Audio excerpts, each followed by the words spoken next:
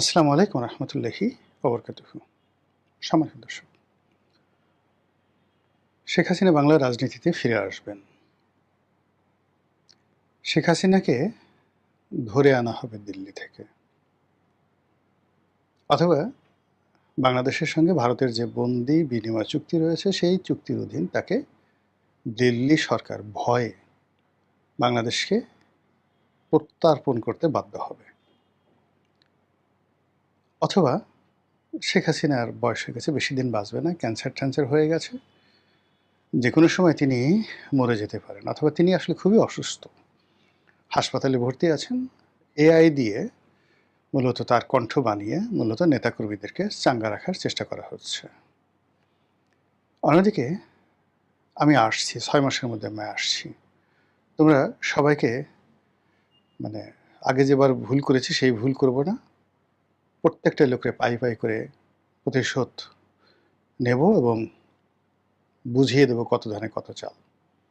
আমার জন্য ফাঁসির মঞ্চ রেডি করো, জেলখানা প্রস্তুত করো। এত যদি সাহস থাকে তাহলে আমার জন্য সেই যে প্লেনে করে বিমানে করে আমাকে দিয়ে গেছো সেই প্লেন পাঠিয়ে দাও, পালকি পাঠিয়ে দাও।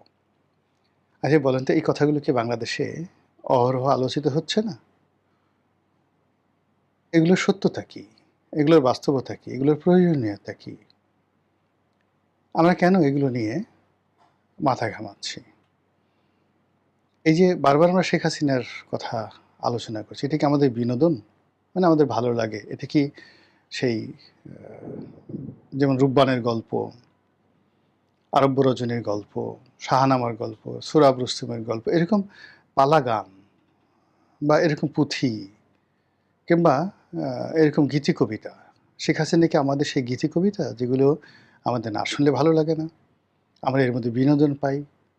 শেখ হাসিনা কি কারবালার কোনো কাহিনী, উপাখ্যান, নাকি মহাভারতের কোনো মহাকাব্য, নাকি রামায়ণের কোনো মহাকাব্য, ইলিয়াড ওডিসির মতো কোনো কাহিনী, নাকি শাহনামা, ফেরদৌসী শাহনামার কোনো কাহিনী? শেখ হাসিনা কি পাবলো পিকাসোর কোনো ছবি, দ্য গোয়ার্নিকা, অথবা ভ্যান গগের কোনো ছবি, কিংবা শেখ হাসিনা কি পটে আঁকা সেই লিওনার্দো দা ভিঞ্চির মোনালিসা, যে আমরা তাকে দেখছি, আমরা তাকে আলোচনা করছি, আমরা তাকে নিয়ে চলচ্চিত্র বানানোর চিন্তা ভাবনা করছি, তার ছবি আঁকছি, তাকে গালি দিচ্ছি, তাকে ভালোবাসছি এবং যে যার মতো করে তাকে পরিণতি দিচ্ছি। কারণটা কি? এটা কি ভয় থেকে নাকি ভালোবাসা থেকে? নিঃসন্দেহে কিছু না কিছু আছে। আদারওয়াইজ তো কেউ তো আমাকে নিয়ে আলোচনা করছে না, কেউ তো আপনাকে নিয়ে আলোচনা করছে না। বাংলাদেশে কয়েকদিন সেই তারেক রহমান সাহেবের বিড়াল জেবুকে নিয়ে খুব আলোচনা হলো, বাদ। এখন জেবু কোথায় আছে উই ডোন্ট নো। কয়েকদিন জায়মা রহমানকে নিয়ে খুব আলোচনা হলো, এখন কোনো আলোচনা নেই। মিসেস তারেক রহমান সাহেবকে নিয়ে আলোচনা হলো, এখন আলোচনা নেই। প্রধানমন্ত্রী ডেইলি বিভিন্ন কর্মকাণ্ড করতেন, তিনি খাল কাটতে যেতেন, মানুষ দেখতো, এখন আর সেটা কেউ দেখছে না। তিনি প্লেনে যাচ্ছেন, কারো আগ্রহ নেই। তারপর তার সামনে এসে একজন সাহায্য চাইল, তারপর তিনি সেটা দিলেন। তারপর তিনি সেই অপহৃত মানুষকে উদ্ধার করে দিলেন ২৪ ঘন্টার নয়, ১ ঘন্টার মধ্যে। তো এই ঘটনাগুলো নিয়ে মানুষ ১ ঘন্টা ১.৫ ঘন্টা আলাপ আলোচনা করেছে, কিন্তু এখন সেই আলাপ আলোচনা হচ্ছে না। বিএনপির মিডিয়া সেলের পক্ষ থেকে তারেক রহমান সাহেবের যে ফেসবুক পেজ রয়েছে, সব জায়গাতে প্রাণান্ত চেষ্টা করা হচ্ছে, কিন্তু কোনো সেই মানুষের দৃষ্টি আকর্ষণ করা যায় এরকম কোনো কথাই তৈরি হচ্ছে না। অবশেষে সেই যে আন্দালিব রহমান পার্থ, তাকে নিজের পাশে বসিয়ে তারেক রহমান সাহেব গাড়ি চালালেন বেল্ট পরা অবস্থায়। তারপর আবার পার্থ সেটাকে যাকে বলা হয় সেই করলেন, যাকে বলে সেলফি তুললেন, সেটা আবার তার ফেসবুকে দিলেন। এটার কোনো রাজনৈতিক কারণ বা এটার কোনো শুভ ফলাফল ডাজ নট ম্যাটার, এটা আলোচনায় আসার দরকার ছিল। কিন্তু আলোচনা হলো, কিন্তু সবই নেতিবাচক। সবই নেতিবাচক আলোচনা হলো। প্রধানমন্ত্রীর ভাবমূর্তি উজ্জ্বল হলো না, পার্থরও ভাবমূর্তি উজ্জ্বল হলো না, এবং মানুষ এটা নিয়ে কোনো আগ্রহ দেখাচ্ছে না। কোনোই আগ্রহ দেখাচ্ছে না। জাস্ট সামনে একটা জিনিস আসছে, এটাকে সরিয়ে দেওয়া, একটা গালি দেওয়া, একটা বাজে কথা বলা, এই পর্যন্তই। কিন্তু যখনই শেখ হাসিনার কোনো বক্তব্য আসছে, তার পক্ষ থেকে কোনো কথা আসছে, সঙ্গে সঙ্গে সেটা রেড অ্যালার্টের মতো হয়ে যাচ্ছে। মানুষ এটা নিয়ে ৩ দিন, ৪ দিন, ৫ দিন, ১ সপ্তাহ অ্যাটলিস্ট সেটাকে নিয়ে খুব ব্যস্ত থাকছে। তো তার সমপর্যায়ের ভাইরাল হওয়ার মতো কোনো কাহিনী, কোনো ফেজ বা কোনো কিছু এখন এই বাংলাদেশে দ্বিতীয়টি নেই। তো কাজেই এই শেখ হাসিনাকে নিয়ে আমরা ভিডিও তৈরি করি, আমরা কথা বলি। কথা বলি এই কারণে যে আপনারা সেটা শুনতে চান। আমি অন্য তারেক রহমান সাহেবকে নিয়ে কথা বলার চেষ্টা করেছি। তার সরকারের ইতিবাচক দিক বলার চেষ্টা করেছি। তার স্ত্রী সন্তানের মাহাত্ম্য বর্ণনা করার চেষ্টা করেছি। যেখানে এটা ১০,০০০ লোকও দেখে না। শেখ হাসিনাকে নিয়ে যখন আমি কোনো একটা ভিডিও করি, মুহূর্তের মধ্যে সেটা ১,০০,০০০ লোক দেখে ফেলে, ২,০০,০০০ লোক দেখে ফেলে, ১০,০০,০০০ লোক দেখে ফেলে। ফেসবুকে কোটি, কোটি মানুষ দেখে ফেলে। এখন বলেন তো, আমরা এই যে যারা সামাজিক মাধ্যমে কাজ করি, আমরা তো সবসময় চাইবো যে আমাদের শ্রমের মূল্য আমরা পাই, শ্রমের যে অ্যাক্রিডিটেশন সেটা আসে। তো সেটা শেখ হাসিনা আমাদের জন্য ভায়াবল, আওয়ামী লীগ আমাদের জন্য ভায়াবল। এজন্য মিডিয়াগুলো দেখেন, তারা কিন্তু কেউ ইচ্ছা করেই আওয়ামী লীগকে প্রমোট করছে না। শেখ হাসিনাকে প্রমোট করার কারো কোনো ইচ্ছে নেই, কিন্তু তাদেরকেও টিকে থাকতে হবে। তো সেই কারণে কি হচ্ছে, ঘুরে ফিরে এই কনটেন্টগুলো চলে আসছে। তো যেটা বলছিলাম যে শেখ হাসিনা যদি বাংলাদেশে আসেন, তিনি কিভাবে আসেন? তিনি কি ইচ্ছে করে জিদের বসে ওখান থেকে উড়ে আসতে পারবেন? Not like that. তিনি এখন ভারতের মেহমান। ভারত তাকে যদি বাংলাদেশের কাছে হস্তান্তর না করে, অথবা ভারত যদি তাকে বলে যে না, আপনি চলে যান এখান থেকে, যেখানে ইচ্ছা সেখানে চলে যান, দুনিয়ার কোথাও আশ্রয় দিল না, তিনি বাংলাদেশে এলেন। এসে তিনি এয়ারপোর্টে পুলিশের কাছে ধরা দিলেন। সারাটা পথ তাকে অপমান করে মানে তাকে গাড়িতে ওঠানো হলো, প্রিজন ভ্যানে ঢুকানো হলো, মানুষ ডিম মারছে, জুতা মারছে, লাঠি মারছে। তারপর তিনি জেলখানাতে গেলেন, যাওয়ার পরে তার জন্য ফাঁসি হয়ে আছে, এরপর তিনি ফাঁসিতে চড়লেন। তিনি কি এই জন্য এভাবে আসবেন? অথবা অন্যভাবে ভারত সরকার তাকে বাংলাদেশে এস্টাবলিশড করলো। এখন এই যে তার যে আগমন বা তিনি যে কথাগুলো বলছেন, এটা কি কেবলই কথার কথা, ভয় দেখানো? এটি আত্মতৃপ্তি নাকি আসলে কোনো ঘটনা? ইতিহাসে এরকম কোনো ঘটনা কি কখনো ঘটেছে যে একজন মানুষ ক্ষমতা ছেড়ে দিয়েছে বা একজন মানুষ ক্ষমতা থেকে তাকে উচ্ছেদ করা হয়েছে, গণ অভ্যুত্থান, গণ আন্দোলনের মধ্যে তিনি চলে গেছেন, তারপরে আবার তিনি ফেরত এসেছেন? এটা কি হয়েছে? হ্যাঁ, হয়েছে। নিকটতম দুনিয়াতে রেজা শাহ পাহলভী যখন ইরানে বিপ্লব হলো, সেই বিপ্লবের মাধ্যমে একটি সরকার, গণতান্ত্রিক একটি সরকার মোসাদ্দেক, তিনি এলেন। একেবারে বাংলাদেশের সাথে হুবহু মিলে যাবে।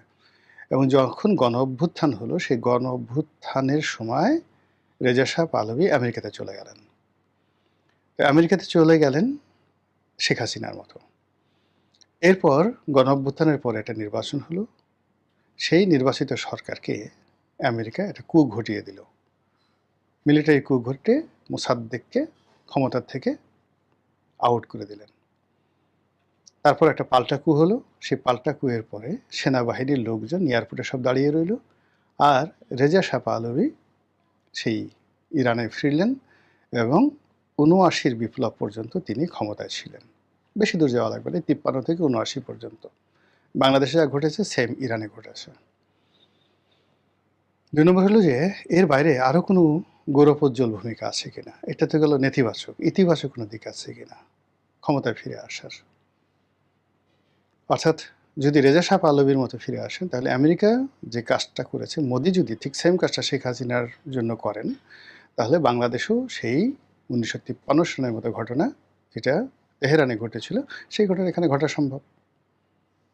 আর দ্বিতীয়ত হলো যে যদি গ্লোরিয়াসলি কামব্যাক করা যায়, তাহলে এটা হতে পারে, এটা হতে পারে। সেটা হলো যে কখনো কখনো নিজের অবস্থান ব্যাখ্যা করার জন্য, নিজের গুরুত্ব বোঝানোর জন্য অনেক কিছু করা হয়। তো সেই ক্ষেত্রে আসলে যেভাবে কোটা বিরোধী আন্দোলন হলো এবং শেষের দিকে এসে মাত্র ৪-৫ দিন আগে পুরো পরিস্থিতি নিয়ন্ত্রণের বাইরে চলে গেল। তারপর শেখ হাসিনা নিরাপদে নিজের আত্মীয়-স্বজন তাদেরকে বাংলাদেশ থেকে ভাগিয়ে দিলেন। তারপর নিজে চলে গেলেন। আর তার দলের যে সমস্ত ক্রিমিনাল ছিল, যারা সোশ্যালি একেবারে অ্যাবনক্সিয়াস, সমাজের সবার কাছে নিন্দিত হয়ে গেলেন, তাদেরকে তিনি ধরিয়ে দিলেন ক্যান্টনমেন্টে। তারপর শেষে তারা এখন জেলখানাতে আছে। এরপর বিভিন্নভাবে ক্ষমতায় আসলেন এবং লোকজনকে বুঝালেন যে আমি শেখ হাসিনা কতটা গুরুত্বপূর্ণ দেখা। ফলে এই আন্দোলন এর পেছনে যদি শেখ হাসিনার গ্রিন সিগন্যাল থাকে, এটাও কি অস্বাভাবিক বলেন তো? আপনি মিলিয়ে দেখেন তো সব ঘটনা। তার কোন জায়গাটাতে ক্ষতি হয়েছে? শেখ পরিবারের কাউকে আপনি ধরতে পেরেছেন কিনা? দূর সম্পর্কের আত্মীয়স্বজন প্রত্যেকটা লোক নিরাপদে আছে এখন পর্যন্ত, আজকের দিন পর্যন্ত। এটা কেন হলো? কিভাবে হলো? ইট ইস একটা প্ল্যান ছিল। মানে যদি মেটিকুলাস ডিজাইন থেকে ইউনূস সাহেবের, শেখ হাসিনারও একটা মেটিকুলাস ডিজাইন ছিল। তো এরকম কোনো ঘটনা ইতিহাসে ঘটেছে? বলে হ্যাঁ, ঘটেছে। অটোমান সাম্রাজ্য যখন ওয়ান অফ দ্য গ্রেটেস্ট ফর্মে আছে এবং সেই স মানে সাম্রাজ্যের বহু রাজা বসা ছিলেন। আমরা তো সুলতান সুলেমানের নাম জানি। তারপরে কোসেম, যে হুররম বা কোসেম, এই শব্দগুলো আমরা জানি। এই কোসেম একজন সম্রাজ্ঞী ছিলেন। তো তার সন্তান, কোসেমের সন্তান সেই সম্রাট তৃতীয় মুরাদ। তো তৃতীয় মুরাদ তাকেও বাংলাদেশের লোকজন এই দীপ্ত টেলিভিশনে যে অনুষ্ঠান হয়েছে তার মাধ্যমে জানি। তো এখন আসলে অটোমান সাম্রাজ্যের ইতিহাসে ৩ জন মুরাদ, চতুর্থ মুরাদ মানে ৪ জন মুরাদ আছে। তার মধ্যে ৩ জন মুরাদ খুবই গ্লোরিয়াস মুরাদ। প্রথম মুরাদ, এরা খুব রাগী, এরা খুব জেদি, এরা খুব সফল, এরা খুব জনপ্রিয় সবাই। তো এর মধ্যে যিনি দ্বিতীয় মুরাদ, তার কাহিনী বলি। দ্বিতীয় মুরাদ যুদ্ধ মানে খুব আধ্যাত্মিক লোক ছিলেন। তার রাজকর্ম সম্পর্কে সেটা ভালো লাগতো না। তিনি অনেকদিন যুদ্ধ করলেন। যুদ্ধ করার পরে তিনি আর সেই যুদ্ধ করতে চাচ্ছিলেন না। ইউরোপের যারা শক্তিবর্গ তাদেরকে যুদ্ধে পরাজিত করলেন। পরাজিত করে তাদের সঙ্গে একটা শান্তি চুক্তি করলেন। করে নিজের বালক সন্তানদেরকে, বালক সন্তান দ্বিতীয় মেহেমেদ, মেহেমেদ দ্য ম্যাগনিফিসেন্ট বলা হয় যাকে, দ্য গ্রেটেস্ট, যিনি কনস্টান্টিনোপল দখল করেছেন, তার কাছে রাজ্যের ক্ষমতার ভার দিয়ে তিনি অবসরে চলে গেলেন। অবসরে চলে গেলেন। কিন্তু এই যে তিনি চলে গেলেন, চলে যাওয়ার পরে কি হলো? আবার সেই বিদ্রোহ শুরু হলো। ইউরোপীয় লোকজন মনে করলো যে এইবার আমরা সুযোগ পেয়েছি, এবার আর ছাড়াছাড়ি নেই, অটোম্যানদেরকে এবার আমরা একটা বুঝিয়ে দেব। যেই কথা সেই কাজ। সঙ্গে সঙ্গে তারা যে কাজ করলো, সেই মানে আবার তারা আক্রমণ করলো। তখন আমাত্যবর্গ, রাজন্যবর্গ এবং স্বয়ং খলিফা বা সুলতান মুরাদের সন্তান মেহেমেদ, সে তার বাবার কাছে গেল যে আমি পারতেছি না, আপনি আসুন রাজ্য রক্ষা করুন। তিনি আবার ক্ষমতায় বসলেন। ১ বছর থাকলেন, সমস্ত যুদ্ধ জয়লাভ করলেন। আবার তিনি চলে গেলেন। আবার চলে যাওয়ার পরে ১ বছর ঠিক থাকলো। ১ বছর পর আবার গণ্ডগোল। ফলে আবার সবাই তার কাছে গেল। আবার তিনি ক্ষমতায় আসলেন, ক্ষমতায় বসলেন। এইবার তিনি ১.৫ বছর ক্ষমতায় থেকে পরে তিনি মারা গেলেন। তো এটাকে বলা হয় মানবজাতির ইতিহাসে সবচেয়ে গোল্ডেন, মানে রাজকীয় এবং স্বর্ণময় প্রত্যাবর্তন, যেটি হয়েছিল সুলতান দ্বিতীয় মুরাদের দ্বারা। এবং তিনি যে সুপুত্র, যাকে ২ বার তিনি ক্ষমতা হস্তান্তর করেছেন, তার সেই সুপুত্র তৃতীয়বার যখন ক্ষমতায় আসলেন, তিনি সেই সময়টাতে যে ইতিহাস রচনা করলেন, সেই ইতিহাস মানবজাতির ইতিহাসের, যেটা ইতিহাসের কোর্স অফ অ্যাকশন পাল্টে দিল। পৃথিবীর সবচেয়ে সুরক্ষিত দুর্গ, সুরক্ষিত শহর এবং ৮০০ বছরের একটা ডাইনেস্টি, রোমান ডাইনেস্টি। সেই রোমান ডাইনেস্টির শেষ সিম্বল এবং যে প্রাইড অ্যান্ড প্রেস্টিজ, যেটা ৮০০ বছরে যে শহর কেউ দখল করতে পারেনি, এবং যে শহর দখল করবে মুসলমানরা, এবং যিনি দখল করবেন তার নামটি পর্যন্ত মোহাম্মদ রসুল্লাহ সাল্লাল্লাহু আলাইহি ওয়াসাল্লাম বলে গেছেন যে নাম হবে আমার নামের নাম মোহাম্মদ। ঠিক সেই মেহেমেদ, তিনি এই সুলতান মুরাদের পুত্র। তিনি সেটা মানে সেই কনস্টান্টিনোপল দখল করে ইতিহাস তৈরি করেছেন। তো সেই দিক থেকে শেখ হাসিনার প্রত্যাবর্তন কীভাবে হবে, বা শেখ হাসিনার উত্তরসূরি এখন যদি জয়কে আপনি ধরেন, জয়কে কেউ বলছে এই পাগল, অটিস্টিক, কিচ্ছু জানে না, কিন্তু নামটা তো জয়। জন্ম হয়েছে ৭১ সনে, মুক্তিযুদ্ধের সময়। মুক্তিযুদ্ধের স্মৃতিকে ধারণ করে, অর্থাৎ সে যখন পেটে ছিল তখন ঠাস ঠাস ঠাস ঠাস করে বুলেট ফুটছিল ঢাকা শহরে, মুক্তিযুদ্ধ চলছিল। তো সেই তার মাতৃগর্ভে সে যে শব্দ শুনেছে, বুলেট, বোমা, বন্দুকের শব্দ শুনেছে। আর সে যখন পৃথিবীতে এসছে, আসার পর সে কি দেখেছে? জয় দেখেছে, বিজয় দেখেছে, একাত্তর দেখেছে। আবার তার যখন একেবারে এই যে সুলতান মেহমেদের মতো কৈশোর বয়স, 5 বছর বয়স, 6 বছর বয়স, তখন তার দাদা মারা গেছেন, নানা মারা গেছেন, দেশের বাইরে ছিন্ন বিচ্ছিন্ন হয়ে তিনি ঘুরেছেন। ফলে তাকে আপনি অটিস্টিক বলেন, যা কিছু বলেন, তার জীবনের যে অভিজ্ঞতা, তার যে এডুকেশন, তার যে পারিবারিক অবস্থা, তার যে কানেক্টিভিটি, এখন পর্যন্ত আপনি তুচ্ছ করতে পারেন, তাচ্ছিল্য করতে পারেন। Is there anybody, Tarique Rahman সাহেবকে বলতে পারেন যে পৃথিবীর কোনো রাজপুত্র তার ক্লাসমেট? কোনো রাজপুত্র তার ক্লাসমেট? কিন্তু আপনি গিয়ে দেখেন তো ভুটানের বর্তমান রাজা সাথে জয়ের কি বন্ধুত্ব। ভুটানের রাজা শেখ হাসিনার পা ধরে সালাম করে এবং বাংলাদেশে জয়ের বন্ধু হিসেবে এসে গেছে। আচ্ছা, বিলাল ভুট্টো সাথে জয়ের যে সম্পর্ক, এটা কি আপনারা জানেন? জুলফিকার আলী ভুট্টো বিলাল ভুট্টোর সাথে তার যে কি সম্পর্ক, এটা কি আপনারা জানেন? কংগ্রেসের যে বর্তমান সাধারণ সম্পাদক রয়েছেন রাহুল গান্ধী, রাহুল গান্ধী যে জয়ের বন্ধু, আপনারা কি সেটা জানেন? হিনা রব্বানী খারজে তার বন্ধু, জয়ের বন্ধু, আপনারা কি সেটা জানেন? ফলে আপনি তাকে যতই মানে ঠাট্টা করেন, মস্কার করেন, আপনি গিয়ে দেখেন তো জয় যে পরিবারে বিয়ে করেছে বা জয় যেখানে থাকে সেই জায়গাতে ওই সিনেটর পরিবার, কেনেডি পরিবার, মানে সে যে অঙ্গরাজ্যে থাকে সেই রাজ্যের যে বারবার সিনেটর হচ্ছে তার সাথে জয়ের কেমন সম্পর্ক? সেই তুলনায় যে এলাকাতে জনাব তারেক রহমান সাহেব ছিলেন, সে এলাকাতে তো একজন এমপি ছিলেন, ব্রিটিশ এমপি ছিলেন।